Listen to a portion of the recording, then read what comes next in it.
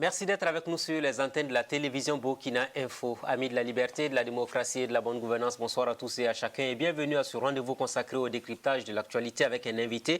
Aujourd'hui, nous avons l'honneur et le plaisir de recevoir l'ancien président de la CEDEAO, l'ancien président de la commission de la CEDEAO, c'est important de le préciser, ancien premier ministre du Burkina Faso, ancien candidat à la présidentielle, Kadri Désiré Ouédraogo est avec nous. On a envie de vous dire, monsieur le premier ministre, excellence, comment vous souhaitez qu'on vous appelle? Vous m'appelez comme vous voulez, j'accepte tout. Bonsoir à vous et bienvenue à Bonsoir. Burkina Info. Alors, comment va Kadri Désiré Ouédraogo, 69 ans, bientôt 70 ans. Vous êtes en bonne santé, en parfaite santé? Bon, mais je rends grâce à Dieu pour la santé qu'il me donne. Bien sûr, à cet âge, on a les bobos, les choses, mais globalement, tout va bien. Et je remercie Dieu. L'âge d'or, hein, souvent on le dit. Bien sûr. C'est quoi la thérapie? Tous les âges sont des âges d'or. Oui, mais c'est quoi le secret? Parce qu'on voit de nos jours que 50 ans, 60 ans déjà, on commence à être vraiment inefficace, à la limite inapte. Non, mais je ne suis pas du tout d'accord. Vous savez, tout est dans la tête. Oui. Et tout homme, tant qu'il respire, a quelque chose à tirer de cette vie et a quelque chose à donner à cette vie. Il y en a qui diront que c'est parce que vous avez eu la chance d'occuper de hautes responsabilités qui vous ont permis d'être à l'abri du besoin, qui vous a permis d'être aussi, à cet âge-là aussi, en forme et tout. Peut-être qu'ils ne connaissent pas mon parcours, mais tout n'a pas été dans les salons feutrés. Ma vie a été comme celle de tout petit enfant burkinabé. J'ai eu peut-être plus de chance que d'autres d'avoir le parcours que j'ai eu, mais cela n'enlève à rien le fait que j'ai connu, comme tous les Burkinabés, les difficultés de notre vie. J'ai commencé donc ma scolarité en pleine campagne. J'ai fait le lycée Zenda comme tous les élèves et je crois que c'est peut-être un parcours. J'ai eu la chance d'être... Vous liez votre réussite à la chance? Non, il y a la chance, mais il y a le travail. Oui. Mais je ne vois pas qu'il y a beaucoup qui travaillent peut-être aussi dur, sinon plus que moi, et qui peut-être n'ont pas eu les mêmes opportunités. Les mêmes opportunités, Oui. c'est ça la vie. Kadri Désiré Ouédraogo, depuis la présidentielle, on ne vous entend pas beaucoup. 2020, on a été là, on a vu ce que vous avez obtenu, un peu plus de 3% des voix, 4e à la présidentielle. Ça a été une grosse déception pour vous?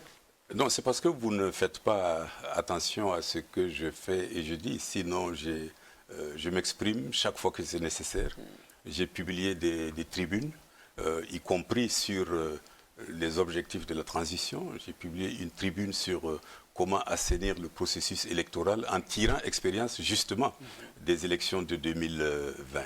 Pour revenir donc à cette expérience de 2020, vous me permettrez d'abord de remercier tous les compatriotes qui m'ont fait confiance pour offrir à la nation burkinabé une offre politique que nous pensions à même de tirer notre pays de la situation difficile dans laquelle il se trouvait. Je dois dire que ma candidature est une initiative de participation citoyenne parce que nous avons, en tant que Burkinabés, le devoir de faire tout ce que nous pouvons. Mais qu'est-ce qui n'a pas marché? Qu'est-ce qui n'a pas marché? Kadri Désiré Ouédraogo, ancien Premier ministre, on vous voyait peut-être avec plus de suffrages. Qu'est-ce que vous avez obtenu? Mais bien sûr, il faut reconnaître que, bien sûr, nous avons fait le bilan intérieur. Il y a des erreurs que nous avons forcément dû commettre. Des erreurs en termes de communication, peut-être en termes de visibilité, des erreurs aussi d'organisation interne de l'équipe et également des erreurs dans la stratégie de la campagne. Ça, cela ne manque pas, il y a les erreurs internes, nous le reconnaissons et j'ai dû dire aux militants dès le 27 novembre à la proclamation des résultats que je porte l'entière responsabilité des insuffisances et des échecs de notre initiative, mais cela ne veut pas dire que nous nous décourageons. Beaucoup ont dit clairement que vous avez manqué de personnalité vous-même pour porter ces fardeaux de candidat à la présidentielle. Non, je ne peux pas parler ainsi, c'est peut-être minimiser tout ce qui était autour de moi. C'était des hommes de bonne volonté, parfois des gens... Mais c'est le leader aussi qui tire. Vous étiez la locomotive quand même de cette candidature. Bien sûr, oui. Et je crois que j'ai fait mon travail en tant que locomotive. Bien sûr, tout n'est pas parfait, la perfection n'est pas de ce monde. C'est la raison pour laquelle j'ai reconnu humblement devant les militants que nous avons eu des insuffisances dans la façon dont nous avons mené cette campagne. Nous avions eu des insuffisances qui est due à notre propre organisation interne, à notre faute. Bien sûr, il y avait également des contraintes extérieures dues à l'environnement dans lequel nous avons opéré. Vous savez, dans le contexte dans lequel les élections se sont tenues. Est-ce que vous avez accepté de mettre beaucoup d'argent dans cette campagne électorale? Ça n'a pas joué un peu sur les résultats que vous avez obtenus? Quand on sait que le Burkina, c'est la plutocratie peut-être souvent que la démocratie. Bien sûr, notre ambition, c'était de démontrer qu'il fallait qu'au Burkina, on ait une autre façon de faire la politique. Vous n'avez pas été compris par le peuple alors? C'est l'une des raisons, peut-être que nous n'avons pas été suffisamment explicite pour être compris par la population. C'est le discours que nous voulions faire passer. Mais ce qui concerne les moyens, nous avons, grâce à l'appui des uns et des autres, eu les moyens de nous présenter devant les populations, d'exprimer notre programme, de les inviter à participer au sauvetage du Burkina Faso. Bien sûr, nous n'avons pas eu le faste comme les autres partis, nous n'avons pas distribué de motos, nous n'avons pas distribué de véhicules, mais nous avons offert aux Burkinabés nos idées. Est-ce que les idées, ça passe? Est-ce que les idées, ça parle aux populations burkinabées? Ceux qui ont donné les motos, des vivres et autres ont peut-être plus eu de suffrages que vous. Bien sûr, c'est une question de contexte et c'est ça que nous devons travailler à changer. Ça vous a un peu déçu de voir que les Burkinabés parlent dehors, ils disent on ne veut pas de corruption électorale et puis ils acceptent après cette manière de faire? Bien sûr, c'est un peu regrettable parce que souvent l'électorat lui-même participe à cet état d'esprit. Et souvent certains même poussent les leaders politiques à l'erreur. On vous a fait des offres de cette nature en leur exigeant de la rémunération pour tout engagement. Je crois que ce n'est pas comme ça qu'il faut faire. Vous en avez été victime pendant cette campagne de 2020? Non, j'ai entendu des critiques. C'est très difficile à supporter, mais je crois qu'il appartient à l'ensemble de la classe politique de travailler à ce que cet état d'esprit change. Que les élections deviennent véritablement des compétitions d'idées, des compétitions de volonté et non pas simplement des distributions d'argent. C'est un travail qui appartient à tous les Burkinabés et je compte sur chacun pour s'exprimer, pour faire en sorte que cela change. C'est la raison pour laquelle, si vous avez suivi la campagne, j'ai invité les Burkinabés à sortir nombreux, à s'exprimer, à dire ce qu'ils veulent. Si vous regardez ce que nous avons eu sur les 20 millions de Burkinabés que nous sommes et un potentiel d'électeurs de 11 millions, il y a quelques 6 millions seulement de Burkinabés qui se sont inscrits. Sur les 6 millions, à peu près la moitié, 3 millions sont allés voter. Sur les 3 millions, le président élu a eu quelques 58% des voix, ce qui est à peu près 1,6 million de Burkinabés. Alors vous vous imaginez, si nous élisons notre président par 1 600 000 voix. Ça a toujours été ainsi. C'est pour ça, justement, il faut travailler à améliorer cela, à améliorer la base électorale, à faire en sorte que les citoyens participent au choix. Parce que c'est la base de la démocratie. Si les gens ne s'expriment pas, s'ils ne votent pas, évidemment, nous allons toujours avoir des systèmes défectueux où les gens passent le temps à se plaindre, mais ne vont pas exprimer dans les urnes leur propre avis. Je crois que c'est ça qu'il faut travailler. Beaucoup ont affirmé publiquement que vous avez eu la main difficile, vous n'aimez pas sortir l'argent et autres. C'est ce qui vous a perdu pendant cette élection. Quand on est un homme politique, on a toujours cette critique. Les gens estiment que vous ne sortez pas toujours d'argent. Mais vous sortez d'argent, où vous trouvez cet argent? Vous avez dit ça aux militants souvent qui vous reprochaient de n'avoir pas donné assez d'argent. Je leur ai dit que jamais je ne volerai pour donner à quelqu'un. Jamais. Il faut que ce soit par les moyens que nous avons, qui sont si modestes soient-ils. Mais nous avons accepté d'aller à cette campagne en sachant ce handicap, parce que nous voulions changer, nous voulions amener une autre façon de faire la politique. Et si vous vous rappelez mon discours de Bobo, j'ai invité les Burkinabés à faire une autre façon la politique. Ce n'est pas des invectives, ce n'est pas les achats de conscience, c'est l'expression vraie et sincère de patriotes qui veulent du bien pour leur pays et qui offrent à leurs concitoyens le choix entre des visions, entre des programmes. Eh bien, il faut que ce soit ce choix-là qui prévale pour que notre démocratie soit plus forte. Évidemment, ça consiste des risques. C'était risqué d'aller dans cette campagne, mais pour le Burkina Faso, je suis prêt à prendre tous les risques. Transparence pour transparence, combien vous avez mis dans cette campagne électorale de 2020? Je n'ai pas fait le détail, mais ce que vous devez savoir, c'est que nous avons eu la capacité de sillonner le Burkina Faso dans tous les coins, même dans des coins... Vous avez dépensé sans compter pendant cette campagne électorale? Tout ce que j'avais, j'ai mis dans la campagne. Et vous avez mis combien dans cette campagne électorale? Non, je dis, je n'ai pas le montant. Estimativement, quand même, pour quelqu'un de votre rang, vous n'allez pas dépenser sans savoir ce que vous avez mis dans une campagne électorale. Non, parce qu'une campagne, ce n'est pas le candidat qui la tient. Il y a ce que le candidat met. Il y a les partis politiques, il y a les partis qui soutiennent, il y a les militants, il y a les structures décentralisées, il y a les sympathisants. Les autres ne s'en cachent pas. Pourquoi vous ne voulez pas en parler? Qui ne s'en cache pas? Les autres candidats. Il y en a qui l'ont dit publiquement, j'ai mis comme 20 millions, 30 millions, 50 millions, 100 millions. Ça, c'est ce qu'ils mettent personnellement. Je n'ai pas l'habitude de mettre les efforts que j'ai sur la table. Sachez seulement que j'ai contribué personnellement j'ai contribué de tout ce que je pouvais pour que la campagne se déroule et que nous puissions nous donner les moyens de nous présenter à l'électorat, de leur présenter notre programme. Mais cela suffit. Nous n'avons pas eu besoin de faire autre chose que de vendre notre programme. Bien sûr, nous savons que dans le contexte électoral du Burkina, c'est très difficile. Partout, les gens estiment que vous devez sortir beaucoup d'argent. Il y a des gens qui attendent que vous donniez des véhicules, que vous donniez des motos. C'est très difficile. Mais il faut que nous travaillions. Vous vous attendiez à cela tout de même, parce que vous connaissez le Burkina depuis des années. Bien sûr, oui. Je m'y attendais. C'est pour ça que je vous dis que mon engagement est un engagement patriotique, sachant les difficultés, mais je n'ai pas reculé devant ces difficultés, parce que je pense que nous devons travailler chaque jour à changer la mentalité, par notre exemple de vie, par notre discours et par ce que nous avons comme vision pour le Burkina Faso. Les élections de 2020 étaient une occasion en or pour le Burkina. Une école pour vous aussi tout de même. Une école parce que vous avez appris de cette élection. Est-ce qu'à la lumière de ce que vous avez vu... On apprend toujours dans la vie. Est-ce qu'à la lumière de ce que vous avez dit, il faut plafonner vraiment les dépenses électorales au Burkina Faso? Il faut trouver une loi à ce niveau-là. Bon, ce qu'il y a, c'est qu'il faut faire en sorte que les compétitions électorales ne soient pas simplement des compétitions d'argent ou des compétitions de moyens financiers. Maintenant, les voies par lesquelles on y arrive, c'est un enjeu de réflexion au niveau national. Parce que même le plafonnement des dépenses, comment vous contrôlez cela? Il faut donc réfléchir. On peut avoir un suivi. On peut avoir peut-être un suivi des candidats, des dépenses qui sont effectuées par les uns et les autres. On peut le faire, mais d'autres pays l'ont mis en œuvre, mais vous savez... Apparemment, vous n'y croyez pas. Il y a toujours des failles. Non, je dis que c'est difficile, mais ce n'est pas impossible. C'est pas impossible, mais tous les moyens sont bons pour faire en sorte que nous ayons des élections qui soient des compétitions d'idées et non pas simplement des occasions de distribution d'argent.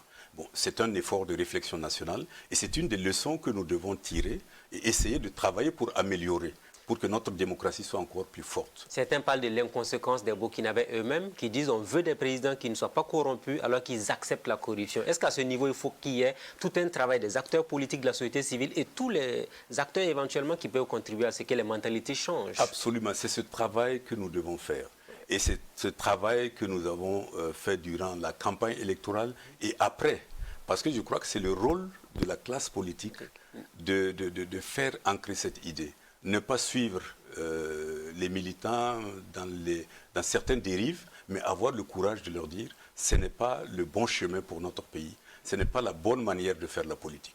Je crois que ce travail d'éducation par l'exemple est aussi une responsabilité importante des hommes politiques dans notre pays. Ce qui est bien dit. Kader Désiré Ouedraogo, je voudrais qu'on évolue dans cette émission. La crise au sein du parti Agir Ensemble pour le Burkina, comment vous vivez cette crise-là justement? Depuis les élections de 2020, le parti ne s'est jamais retrouvé. Certains ont cru que vous étiez la solution à ce qu'on puisse amener tout le monde autour de la même table.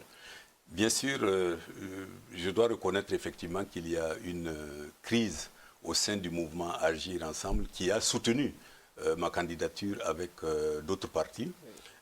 J'y ai contribué de mon mieux pour résoudre cette crise, mais je dois dire qu'en tant que tel, je n'ai pas de divergence de vue avec aucun militant du mouvement Agir Ensemble. Ceux qui ont demandé le départ du président, tout comme ceux qui le soutenaient. Au contraire, je remercie tous les militants qui se sont battus comme ils peuvent. Simplement, au nom de l'amitié qui me lie avec le président de ce mouvement, Boubacar Diallo, j'ai eu l'occasion d'attirer son attention sur l'impasse dans laquelle il risque de conduire le mouvement par sa façon de diriger. Eh bien, vous vous rappelez, nous souvenons toujours avec peine cet épisode des sanctions qu'il a essayé d'imposer au premier vice-président et à certains militants. Il a parlé d'indiscipline de certains militants et autres. Il a fallu aller jusqu'à la justice et la justice a dû annuler ces sanctions. Mais quel gâchis! On aurait pu éviter cela. C'est pour ça que j'ai toujours de cesse appelé les militants à la tolérance, à la circonspection et surtout au respect mutuel des uns et des autres. Et je ne désespère pas. Vous continuez la médiation pour amener la quiétude au sein du parti ou bien c'est fini actuellement? Je suis tout à fait disponible. Le parti m'a envoyé à un moment donné une délégation pour me demander d'user de mon effort pour faire la médiation. C'est ce que j'ai fait. Vous avez reçu les deux camps? J'ai reçu les deux camps oui. Et je leur ai imposé des conditions d'aplanissement de la crise, à savoir que les sanctions qui ont été imposées à certains militants soient retirées et que ces militants aussi acceptent de retirer leur plainte en justice. Alors, et j'ai donné un délai aux deux camps pour se prononcer. Ceux des militants qui avaient été sanctionnés ont marqué leur accord pour dire qu'ils acceptent de retirer leur plainte si les sanctions étaient levées. J'ai proposé cette offre à la direction du parti pour dire ils sont d'accord pour retirer, mais ils demandent les dispositions prises pour que ces sanctions soient levées. Je crois que la direction du parti à l'époque n'a pas accepté de lever donc. C'était un désaveu pour vous finalement. J'ai demandé que ce soit. Non, j'ai demandé que les actions soient concomitantes, qu'aussi bien le retrait de la plainte et le retrait des sanctions se fassent concomitamment le même jour et sous ma supervision. Il y a une partie qui a accepté, il y a la direction du parti qui n'a pas accepté, et c'est ainsi qu'on a laissé poursuivre le cours de la justice jusqu'à ce que la justice tranche. Je trouve que c'est dommage, on aurait pu faire l'économie de tout cela si on avait accepté en toute humilité de résoudre ce problème au sein du parti. Est-ce que vous craignez l'éclatement finalement du parti à l'allure où vont les choses? Non, pas du tout, je ne pense pas à cela. Vous y croyez toujours? Puisque vous avez demandé des choses qui n'ont pas acceptées. Finalement, vous-même, vous avez été désavoué par une partie, finalement. Oui, mais je crois que la justice a réglé ce problème. Donc, qui allait d'ailleurs dans le sens de ce que je souhaitais. Bon, j'ai dit qu'on aurait pu faire l'économie de tout cela si la sagesse avait pris. Est-ce qu'au vu de la crise au sein du mouvement Agir Ensemble pour le Burkina, vous êtes prêt à porter un autre parti politique comme certains le font? Créer un nouveau parti politique dans lequel vous allez vous reconnaître désormais? Mais nous n'en sommes pas encore là. J'évolue en fonction de la situation de notre pays et en fonction de la nécessité de l'action politique. Parce que après la campagne de 2020, tout n'est pas fini. Il reste l'avenir. Et l'avenir, c'est le Burkina. L'avenir, c'est notre pays. Et tous les citoyens ont le devoir de s'organiser pour apporter leur contribution au progrès de notre pays. En fonction de la situation, je jugerai. Pour le moment, on n'en est pas là. Au vu de ce qui s'est passé avec le mouvement Agir Ensemble pour le Burkina, on a l'impression qu'aucun parti politique n'est suffisamment stable au Burkina. Pourquoi c'est ainsi finalement? Mais bien sûr, parce que bon, il y a des ambitions au sein des partis. Il faut dire également que notre démocratie est jeune. Les gens ne sont pas suffisamment ancrés dans une idéologie à laquelle ils sont fidèles de nombreuses années.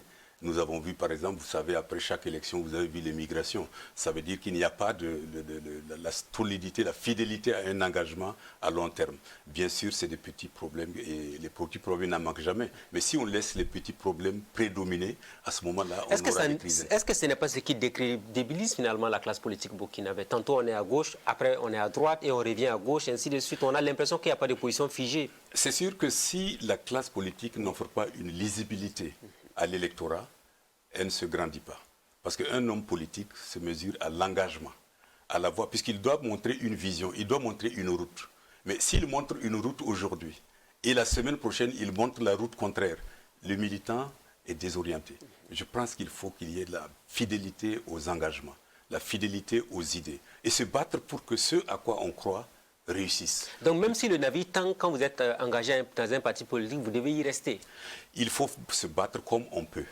Je n'ai pas dit de se suicider, mais de toute façon de faire là où sa démarche peut être le plus utile au parti et le plus utile au pays. Il s'agit de pervertir. Le combat politique est un combat difficile.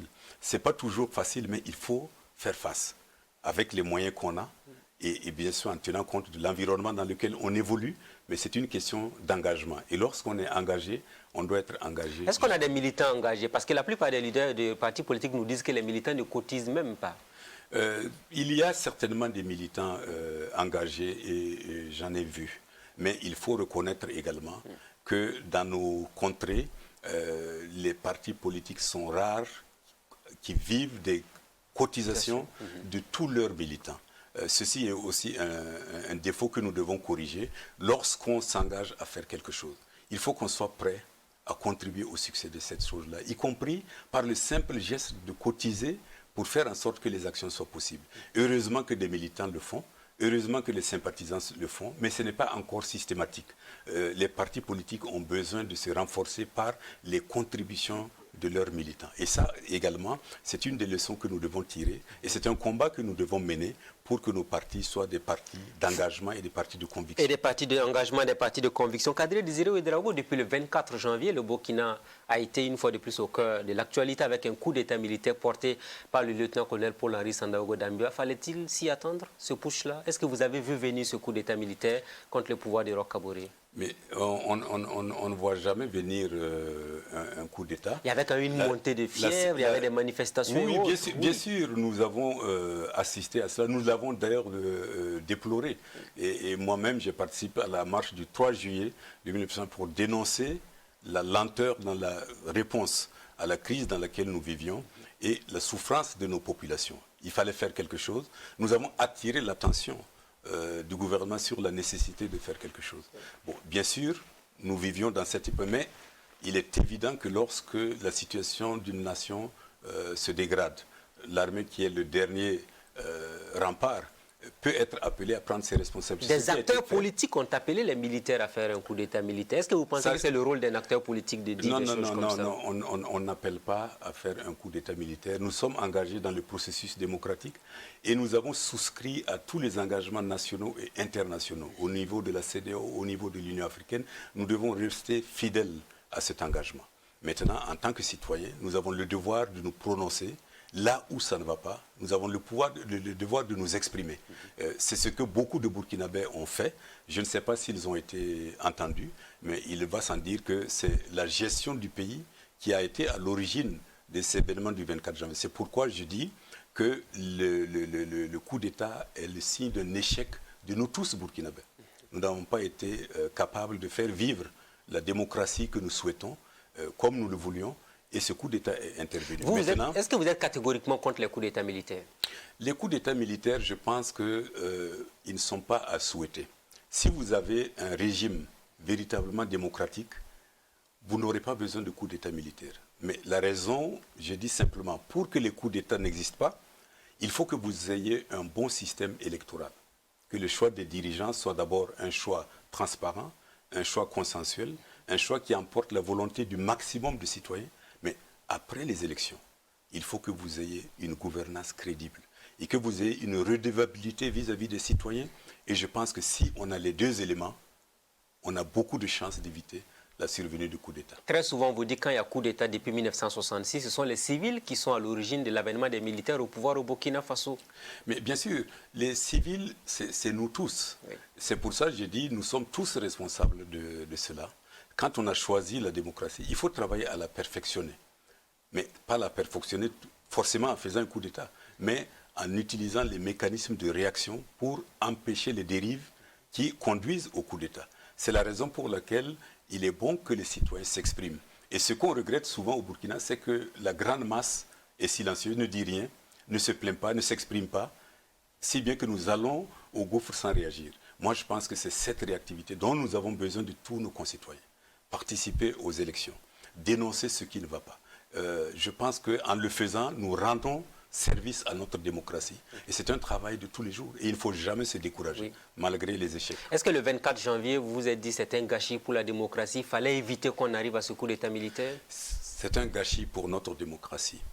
Mais c'est aussi une occasion et une opportunité de se remettre debout, d'apprendre de ces leçons, de corriger rapidement ce qui doit être corrigé pour que nous ne vivions pas de tels événements. Est-ce que vous souhaitez que ce soit vraiment le dernier coup d'État au Burkina Faso? Je souhaite que ce soit le dernier, après la transition, parce que nous aurons tous ensemble réussi à faire une refondation de notre système politique, à le renforcer davantage et également à faire en sorte que ceux qui dirigeront le Burkina le dirigent de façon intègre, en respectant les intérêts des Burkinabés et en ayant pour seule vue que l'intérêt de la nation. Si nous arrivons à construire ce système d'un bon choix de nos dirigeants et à faire en sorte que les dirigeants qui sont élus soient redevables aux citoyens, eh bien, nous aurons fait un grand pas dans la consolidation de notre démocratie. Je souhaite que cette transition se termine de façon heureuse en remettant les pays sur les rails, en refondant notre système démocratique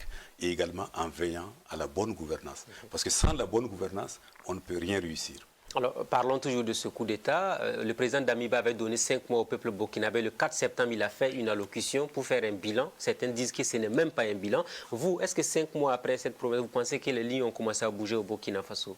Bien, je crois qu'il faut d'abord resituer le contexte et se rappeler que cette gouvernance est une gouvernance dans un état d'exception, avec ce que cela comporte. Il a dit bilan d'étape de la reconquête du territoire. C'est important, les mots viennent de lui. C'est un bilan d'étape, mais je veux simplement souligner qu'une gestion du pays dans une période d'exception n'est pas la même que dans une période de vie constitutionnelle normale. Il faut en tenir compte. C'est la raison pour laquelle nous devons juger par les principaux axes que la transition s'est donnée, à savoir lutter contre le terrorisme, recouvrer l'intégrité du territoire national, ensuite, dans un deuxième temps, assainir notre vie économique en luttant contre la corruption et en améliorant la gouvernance, et troisièmement, en refondant notre système démocratique, notre système électoral et également le contrôle de l'action de nos dirigeants. Si ceci est fait, je pense qu'on aura fait un grand chemin. Alors c'est à l'aune de cela qu'on peut peut-être apprécier ce que la transition en fait en 5 mois. C'est vrai que 5 mois, c'est peu. On ne peut pas faire un bilan complet. C'est un bilan d'étape qui a été fait. Vous avez trouvé que c'était risqué de sa part de prendre rendez-vous dans 5 mois avec le peuple? Non, non, non, je pense que c'est une bonne chose. C'est ce que nous voulons. Il faut que les dirigeants se présentent régulièrement au peuple pour rendre compte de leur gestion. Et d'après ce que nous avons vu, nous constatons qu'il y a eu une réorganisation dans notre stratégie de défense qui fait qu'on constate une plus grande réactivité de notre armée. Vous pensez que l'armée monte en puissance? Je ne parle pas de monter en puissance, je constate seulement qu'elle est plus réactive aux coups assénés par nos adversaires. Mais nous pensons qu'il faut aller encore plus loin et aborder la phase offensive contre nos adversaires. Et cela, j'ai confiance et j'espère que c'est fait. Encore une fois, quand on parle de défense, on ne peut pas étaler sur la place publique ce que l'armée fait, mais nous souhaitons seulement et nous les encourageons à redoubler d'efforts. Je saisis d'ailleurs cette occasion pour féliciter et remercier les forces de défense et de sécurité et les VDP qui sont engagés sur le terrain. Je les incite à redoubler d'efforts parce que ce que vit notre population est toujours inacceptable. Est-ce que vous êtes déplacés internes? Oui. Des déplacés internes, des chiffres un peu qui varient. Mais est-ce que vous êtes satisfait un peu de l'évolution sur le terrain réellement? Est-ce que vous pensez qu'on arrive à reconquérir quand même certains espaces qui nous échappaient de par le passé? Mais ce qu'on constate, malgré les avancées positives, la situation est encore difficile. Elle est préoccupante. La population vit encore un calvaire et la situation, pour tout dire, est préoccupante. Je pense qu'en termes de résultats, nous avons besoin de voir encore mieux. Donc c'est la raison pour laquelle je dis sur ce plan, malgré les avancées, nous ne sommes pas encore arrivés à des résultats qui puissent apporter la satisfaction au peuple burkinabé. Sur le volet de la bonne gouvernance et de la lutte contre la corruption, des initiatives ont été prises. On se rappelle du lancement des audits, mais le fait est que jusqu'à présent, nous n'avons pas les résultats de ces audits. Est-ce que c'est un indicateur important pour vous? C'est très important. Certains disent aussi chasse aux sorcières, ça pourrait déboucher sur des règlements de compte éventuels. Il ne s'agit pas de chasse aux sorcières, il faut être honnête et faire les investigations sans parti pris, sans volonté de nuire, mais seulement avec la volonté d'assainir notre système, de faire en sorte que ce que nous avons connu comme dérive en matière de gestion des ressources publiques, eh bien que nous ne les connaissions plus. C'est ça l'importance des actions sur la bonne gouvernance. Sur le troisième élément, à savoir la refondation de notre démocratie, il est évident que beaucoup de réformes doivent être entreprises. Mais pour le moment, nous ne connaissons pas le contenu du chronogramme et de la feuille de route convenue avec la CEDEAO, mais je pense qu'il est urgent que des actions soient entreprises si nous voulons avoir une démocratie plus forte. Parce que s'il s'agit de faire les élections du genre de ce que nous avons fait en 2020, ça ne sera pas la peine. Ah oui, vous le dites clairement. Ah non, non, non. S'il faut refaire comme 2020, c'est plus la peine. Il faut corriger. Il faut absolument corriger ce qui doit être corrigé. Sinon, ça ne sert à rien de répéter les mêmes choses, les mêmes erreurs. Il faut apprendre des leçons de 2020 et améliorer ce qui doit être amélioré dans le processus électoral. C'est pour ça que je parle de réformes importantes et le temps presse, nous n'avons pas une minute à perdre. Mais comme je l'ai dit, nous n'avons pas une connaissance parfaite de ce qui est dans la feuille de route. Vous avez suivi son discours le 4 septembre, il l'a dit, il a sorti un certain nombre d'éléments, il le dit en 3 parties, surtout le président est revenu sur un certain nombre d'éléments. Je le cite, il a dit « Le mal qui nous ronge est la résultante de plusieurs années de compromission politique, de contradictions sociales à tous les niveaux, nous avons failli ». Est-ce que vous pensez vraiment que nous sommes dans une dynamique de faillite collective? Est-ce que les dirigeants ne sont pas plus responsables que le pauvre peuple qu'on accuse à tort et à travers à tous les niveaux?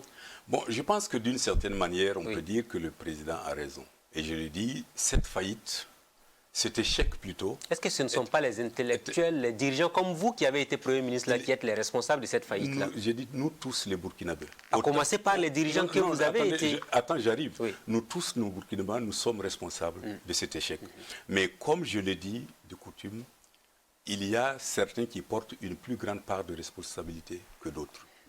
À commencer d'abord par ceux qui gouvernaient, ceux à qui le peuple avait fait confiance pour les mener à bon port. Je crois qu'ils doivent accepter de reconnaître leur part de responsabilité. Mais maintenant, cela ne veut pas dire que les autres citoyens ne sont pas sont exempts de reproches. Nous tous, en tant que Burkinabés, nous avons failli quelque part, parce que souvent nous avons regardé sans rien dire, nous avons laissé faire des choses sans protester, nous avons laissé aller l'injustice sans nous... Et surtout, nous avons évité souvent de nous engager et de nous prononcer. Ne serait-ce que le fait de participer aux élections, de dire ça ne va pas, ça, nous nous sommes tus. Et ça, c'est une faute également. Et on a parlé tout à l'heure de l'électorat, qui, au lieu de privilégier les compétitions de vision, sont là à demander aux hommes politiques des subsides ou des distributions d'argent. Je crois que tout ceci fait partie de notre mal et il faut qu'on lutte pour sortir de cela. Je dis d'une manière générale, nous sommes tous responsables, mais en premier lieu, ça incombe aux responsables. Ceux qui ont la destinée de gérer le pays doivent prendre la plus grande part de responsabilité. Et dans son discours, il a parlé aussi de l'armée, des forces de défense et de sécurité avec les divisions internes. Est-ce que finalement, avec des militaires au pouvoir, des militaires qu'on amène dans les bureaux feutrés à Ouagadougou, ça ne va pas créer davantage de problèmes de cohésion au sein des forces armées nationales? Mais je crois que c'est la raison pour laquelle la sagesse public habituel estime que la place de l'armée est dans ses fonctions régaliennes de protection de l'intégrité du territoire, de la protection de l'État et de ses institutions. Le reste, c'est le travail de la classe politique. Donc le rôle du militaire, ce n'est pas diriger un pays? Absolument, mais si vous regardez tous les principes, même dans notre Constitution, et même dans les protocoles de la CEDEAO auxquels notre pays a souscrit, dit clairement que l'armée est apolitique et que l'autorité militaire est soumise à l'autorité civile régulièrement élue. C'est le principe universel de base auquel notre pays a souscrit et je pense également que c'est un principe de sagesse. Maintenant, il peut arriver des accidents de l'histoire, comme nous en avons connu au Burkina Faso. Donc actuellement, c'est un accident de l'histoire que nous sommes en train de subir. Une interruption d'un processus de est toujours un accident de l'histoire. Mais tout accident ou tout événement doit être une source de leçon, pour ne pas répéter les mêmes erreurs. Et c'est la raison pour laquelle on fonde l'espoir sur cette transition, qu'elle permette de repartir de nouveaux pieds. Et nous devons soigneusement analyser. Est-ce que vous regardez avec beaucoup de circonspection la militarisation de l'administration burkinabé actuellement? Moi, je ne sais pas si on peut parler de militarisation. Un nombre des officiers à des postes de DG, des postes de président d'institutions, entre autres. Mais ça, c'est peut-être l'appréciation du chef de l'État ou du Premier ministre. C'est dépend de leur analyse de la nécessité de la marche de l'appareil gouvernemental. N'est-ce pas une manière de politiser l'administration? Puisque tout le monde dit politisation, vous avez été Premier ministre, vous savez de quoi on parle. Voilà. Politiser, n'est pas politiser, ce débat-là revient dans l'opinion tout le temps. Mais il est clair qu'intrinsèquement, il est souhaitable que l'administration et l'armée soient dépolitisées. Dépolitisées. C'est une recommandation du Collège des sages dont vous parliez tout à l'heure. Ils l'ont écrit noir sur blanc. Et je pense que toutes les autres formes, on a toujours recommandé. Et c'est une plainte récurrente. Et je crois qu'il faut qu'on arrive à cela, qu'on puisse faire en sorte qu'on mette la bonne personne à la place qu'il faut. Il est bien sûr, moi je pense que le rôle du dirigeant, c'est de ne pas de tout faire, de savoir tout faire, mais c'est de savoir faire appel aux compétences qui permettront de résoudre un problème dans une situation donnée.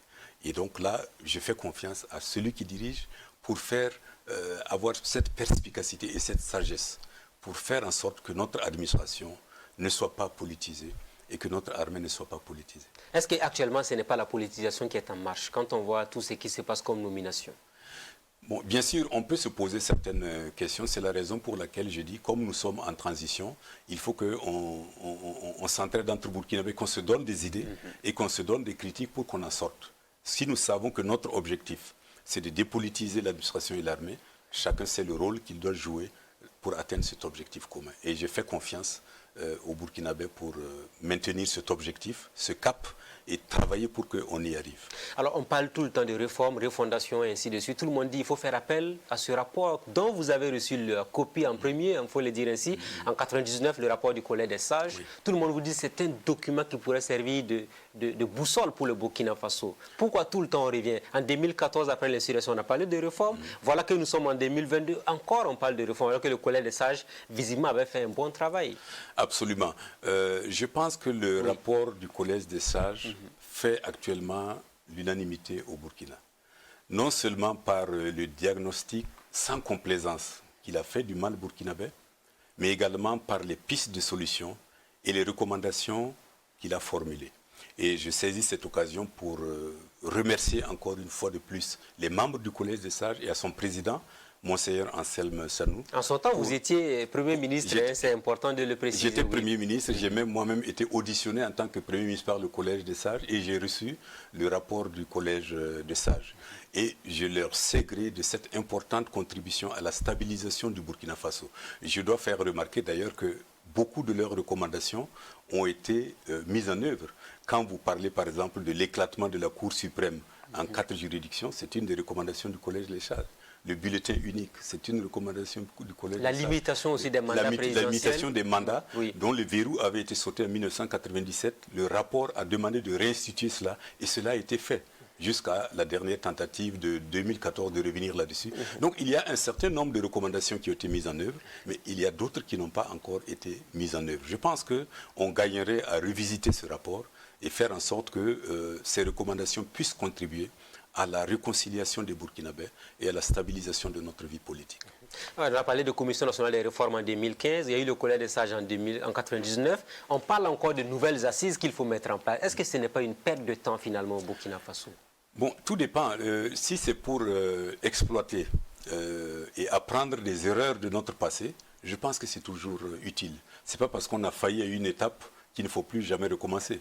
Il faut toujours garder le cap des réformes en s'inspirant de nos erreurs du passé et améliorer. Les réformes qui peuvent apporter un plus au Burkina, je crois qu'elles doivent être engagées. Donc pour moi, il ne faut jamais baisser les bras.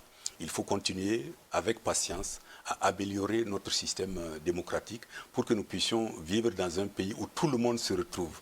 Je pense que c'est le travail et c'est la noblesse de la politique de permettre cela.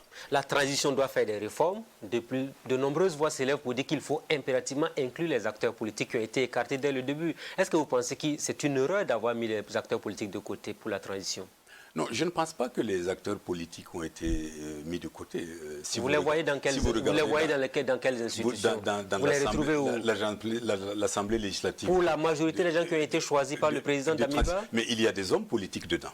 Maintenant, ce qu'il y a lieu de signaler, c'est qu'il ne convient d'écarter personne des organes de la transition. Maintenant, il faut s'assurer que ceux des hommes politiques qui participent dans les organes de la transition, eh bien, qu'ils ne soient pas autorisés à être candidats aux élections de sortie de transition. Ah, là, c'est un autre débat qui va être mené. Jusqu'à présent, je crois que cette interdiction de se présenter n'est imposée qu'au chef de l'État, au Premier ministre et au président de l'Assemblée législative de transition. À mon avis, les hommes politiques qui sont dirigeants des organes de transition, peut-être il peut y avoir un conflit d'intérêts. Parce que si vous êtes chargé de faire les règles du jeu et que vous-même vous allez être un joueur demain, vous pouvez être tenté de modeler les règles taillées sur mesure à la limite. En votre faveur. Oui. C'est la raison pour laquelle, tout en écartant personne des organes de la transition, il faut faire en sorte que les règles d'engagement précisent clairement que ceux qui établiront les règles du jeu ne puissent pas être... Est-ce que cela peut créer éventuellement un conflit un peu plus tard au Burkina Faso? Parce qu'on sait un peu, quand c'est taillé sur mesure, ça peut avoir des conséquences même sur la stabilité et la cohésion sociale. Bien sûr, il faut la neutralité dans toute chose. Il faut que tous ceux qui compétissent partent sur des bases égales. C'est la raison pour laquelle il est de coutume de dire que ceux qui animent la transition ne puissent pas se présenter aux premières élections immédiatement après. C'est pour éviter qu'il y ait cette notion de parti pris. Parce que nous devons avoir des règles dont l'intérêt, c'est uniquement l'intérêt supérieur du Burkina Faso et aucune autre considération. Or, si on ne fait pas cette séparation, il y a des conflits d'intérêts. Je ne dis pas que ça va arriver forcément, mais il y a des risques que ça arrive. C'est la raison pour laquelle il faut... Certains même disent que c'est bien d'avoir écarté les acteurs politiques parce que si nous sommes dans cette situation, c'est de leur faute. C'est de la faute à nous tous. Les acteurs politiques ne sont pas des extraterrestres. Ils viennent de notre société. Apparemment, vous rejetez cette accusation tout le temps. Quand on se lève le matin, on dit que ce sont les politiciens qui nous ont amené dans ce problème. C'est nous tous les Burkinabés. Il faut avoir le courage de le reconnaître. Les politiciens s'appuient sur nos failles et de nos erreurs sociales. Si nous étions sans... Les politiciens n'auraient rien contre nous. Qu'est-ce qui nous empêche d'aller aux élections, d'exprimer et de voter en toute connaissance de cause pour les politiciens dont nous pensons qu'ils sont sincères et qu'ils aiment le pays? Mais nous ne le faisons pas. Et après, on va se plaindre que les politiciens font ceci, font cela. Mais il appartient à nous, peuple, de décider qui sont les politiciens, qu'est-ce qu'ils font, qu'est-ce que nous acceptons d'eux. Ça, c'est une responsabilité collective. Bon, bien sûr, ils ne sont pas blancs comme neige, ils sont responsables. Mais je dis toujours qu'il faut de la modération. Tout le monde est responsable. Autant les politiciens, autant ceux qui les soutiennent, ceux qui les amènent à conduire certains actes. Il faut que nous reconnaissions honnêtement et que nous disions qu'il est temps qu'on change. Et j'appelle encore une fois le Burkina à une autre façon de faire la politique. Oui. Et en termes de réformes, est-ce qu'il faut impérativement que tous les leaders politiques les plus connus puissent être associés aux débats qui vont être menés après, pour éviter après qu'on dise on a exclu X, Y au profit de... Absolument. Voilà. Pour moi, le dialogue doit être un dialogue ouvert et inclusif. N'écarter personne. Et nous savons qu'au Burkina Faso, il y a des hommes et des femmes d'expérience qui connaissent ce pays, qui aiment ce pays. Eh bien, il faut les consulter. Il ne faut pas les laisser après, il faut qu'ils contribuent. Et je suis sûr qu'ils accepteraient de contribuer parce que c'est notre bien à tous. Eh bien, je préconise cette ouverture. Oui, parce qu'on dit les anciens aussi, ils ont trop fait, on va les laisser de côté. Maintenant, il faut laisser la place à une nouvelle génération. Je ne suis pas de cet avis. Pour moi, chaque Burkinabé est utile de la nation, quel que soit votre âge, quel que soit votre sexe, quelle que soit votre religion. Nous avons besoin de tous et de toutes. Il n'est pas question de dire... on va décréter qu'à partir d'aujourd'hui, c'est les gens de 25 ans qui vont diriger le Burkina. Ça n'a pas de sens. Une société est composée de ces jeunes, de ces hommes mûrs, de ces anciens, de ces femmes. C'est cela qui fait la richesse d'un pays. L'essentiel, c'est que nous puissions faire en sorte que tout ce monde, chacun à son âge et à son niveau, contribue au bien-être du Burkina. Mais c'est la responsabilité de nous tous de dessiner ces règles-là. Et c'est là où vient le rôle des acteurs politiques. Et c'est la raison pour laquelle je dis, pour commencer, il faut de bonnes élections. Pour que le choix de nos dirigeants soit des choix sincères, honnêtes et transparents. Alors, vous verrez qu'il y aura un changement dans la façon dont ce pays est gouverné. Vous avez été Premier ministre, vous savez ce que ça veut dire un gouvernement. Certains disent qu'il faut casser ce gouvernement d'Albert Ouedraogo pour mettre un gouvernement de travail, un gouvernement de consensus, un gouvernement d'union nationale. Est-ce que vous pensez que ça peut être une perspective? Bien, pourquoi pas? Je pense qu'il appartient au Premier ministre et au chef de l'État d'apprécier la qualité de leur appareil de gouvernement. Mais la situation actuelle que nous vivons, sécuritaire, sociale, si elle devait continuer à se dégrader, je pense qu'il ne serait pas superflu de penser à tous les moyens qui permettraient que le pays engrange plus de résultats. Mais ça, c'est la responsabilité du chef de l'État de l'apprécier et de l'invoquer ou pas. Pour le peu que vous avez vu, est-ce que ce gouvernement vous donne des garanties, des gages de sécurité? Mais je ne suis pas au vous cœur appréciez tout de même de l'action. Oui. Ce que j'apprécie, oui. Les orientations sont bonnes, mais les résultats tardent à venir. Et c'est la raison pour laquelle j'invite ce gouvernement à redoubler d'efforts pour que le schéma de route qu'il s'est lui-même fixé, eh bien, que ça soit appliqué et que les résultats viennent vite, parce que la situation sécuritaire et sociale que nous vivons est tout simplement inacceptable. Il faut sortir de là par tous les moyens. Inacceptable. Il faut sortir par là par tous les moyens. Pas de place au tâtonnement, il faut aller droit au but, comme dirait l'autre. Il faut aller, et sans perdre une minute, oui. Parce que nous avons trop perdu de temps à percevoir qu'il fallait un sursaut contre ce terrorisme. Depuis 2015, nous avons subi ce phénomène, nous avons mis du temps à nous apercevoir et à nous remobiliser, et nous avons eu du mal à comprendre également qu'il faut revoir notre gouvernance, notre façon de gérer la chose publique. Parce que pour moi, tout est la base de la gouvernance. Bien sûr, la perfection n'est pas de ce monde. Mais lorsque les citoyens voient que vous tendez à la perfection, ils vont développer des attitudes qui favorisent le rassemblement et la réconciliation.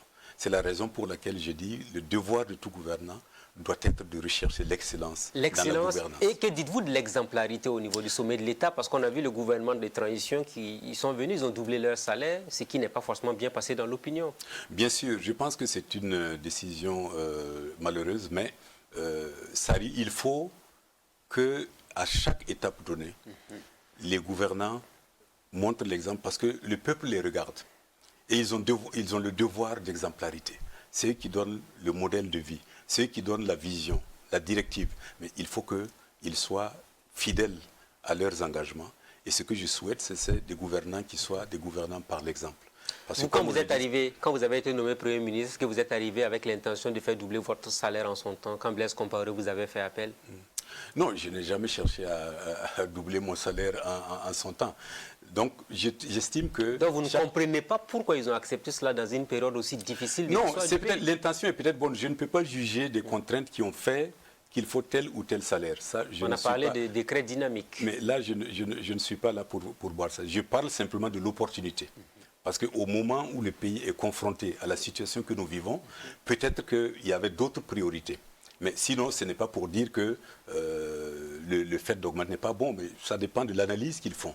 Mais la période et l'opportunité n'étaient certainement pas bonnes. C'est un mauvais indicateur pour les populations à travers cet acte-là? Non, il faut que d'autres actes suivent pour que nous puissions savoir où cet ensemble va. Je pense que c'est une des premières décisions. Certainement, d'autres vont suivre et les Burkinabés auront l'occasion d'apprécier.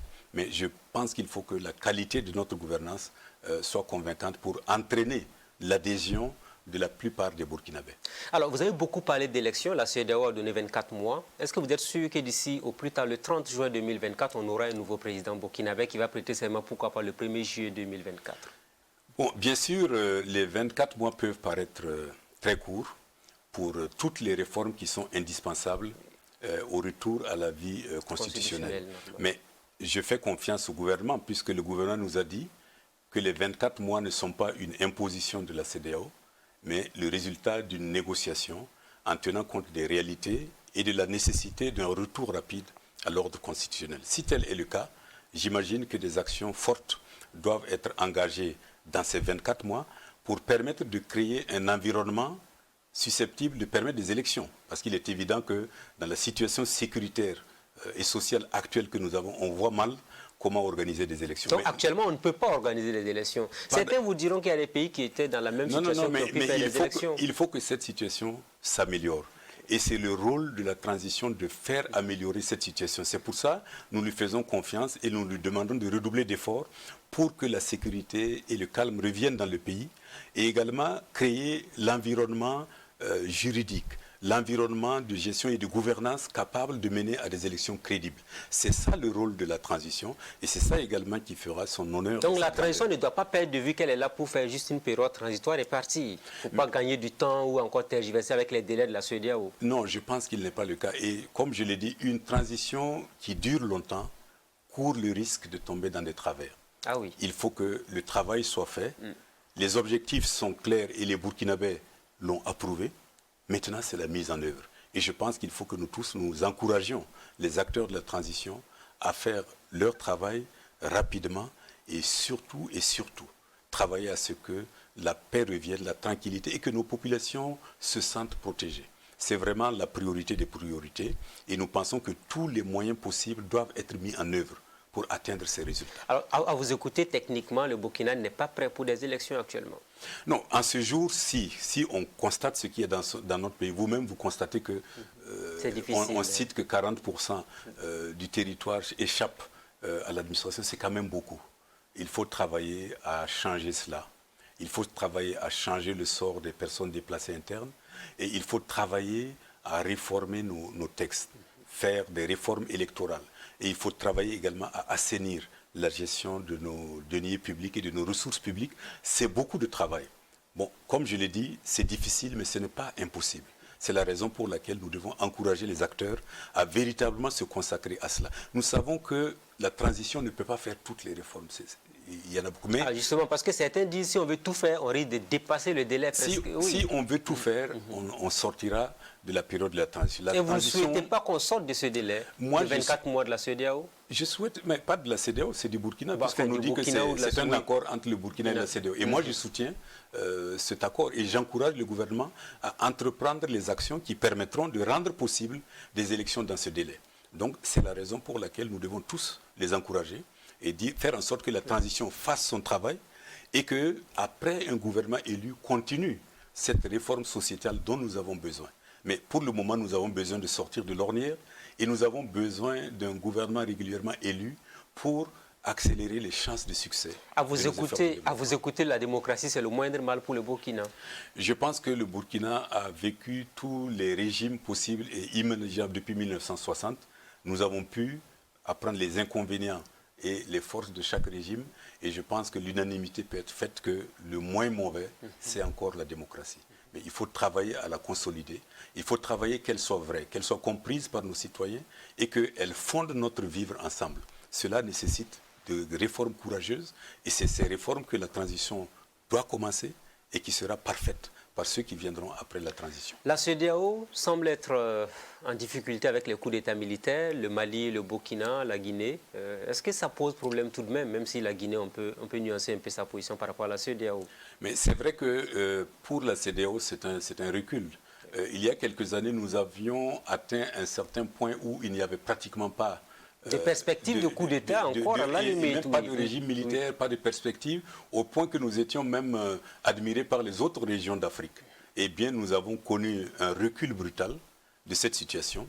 À mon avis, il faut réfléchir sur cette situation et réformer nos institutions et la manière dont laquelle elles peuvent assister les États à éviter ces situations. Je pense que ce travail de réflexion, de modification du protocole de la CEDEAO sur la démocratie et la bonne gouvernance, sur la gestion et le règlement des conflits est en cours et j'ai foi qu'on trouvera les moyens d'innover pour faire en sorte que notre communauté soit également un outil précieux pour nous permettre d'éviter les situations que nous vivons. La vision 2020 de la CEDEAO, c'était de passer de la CEDEAO des États à la CEDEAO des peuples. Malheureusement, on a l'impression qu'on est passé à côté de cet objectif. Mais ouais, on a eu des difficultés sur l'objectif, mais je pense qu'il ne faut pas abandonner. Cette vision est une bonne vision. C'est elle qui appelle à l'adhésion des peuples à toutes les décisions de la CEDEAO. C'est pour ça que le Parlement de la CEDEAO a été créé, la Cour de justice a été créée. Et l'ambition est véritablement de faire de la CEDEAO une zone de paix et de stabilité capable de propulser le développement et le progrès humain pour tous. Je pense que cette libre circulation des biens et des personnes, ouverture des marchés, éviter les tracasseries aussi. Absolument. Tous ces efforts sont en cours. Vous savez qu'il y a une commission ad hoc chargée d'examiner les difficultés de libre circulation des personnes et qui fait rapport chaque année à la conférence des chefs. On a l'impression que ça ne sert pas à grand-chose parce que les tracasseries se poursuivent, les populations se plaignent. Mais il y a quand même des efforts qui sont faits pour essayer de circonscrire cela. Bon, c'est des œuvres de longue haleine. On ne change pas des travers de plusieurs années par un coup de bâton magique. Mais l'essentiel, c'est de prendre le taureau par les cornes. Et je pense que la CEDEAO a commencé à le faire.